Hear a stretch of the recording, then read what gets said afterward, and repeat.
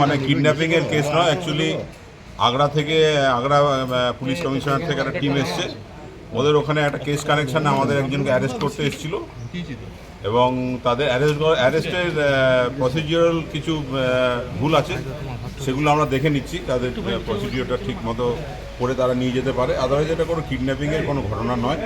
তবে আমাদের পুলিশের চেকিং চলছিল, সেখানে ওদেরকে স্টপ করে আমরা নিয়ে এসেছি। বাকি আমরা যে প্রসিডিউর আছে সেই প্রসিডিউর করে ওরা যদি নিয়ে যেতে চাই আমরা দেখে কি কারণের জন্য আমাকে নিয়ে যাওয়া হচ্ছিল, যেটা আমরা দেখেছি যে ভিন রাজ্য থেকে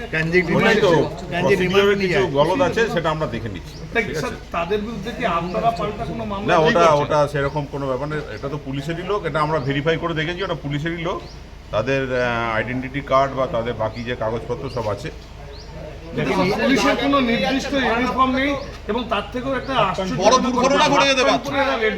মানে যেভাবে সেটা নিয়ে যা যা ডিপার্টমেন্টাল ব্যাপার আছে সেটা এনকোয়ারি করে আমরা রিপোর্ট দেবো। চিটিং এর কেস আছে,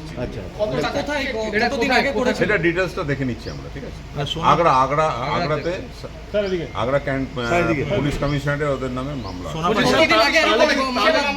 এটা বলা যাবে স্যার যে উত্তরপ্রদেশ পুলিশ চটি পুলিশ গেঞ্জি পুলিশ হয়ে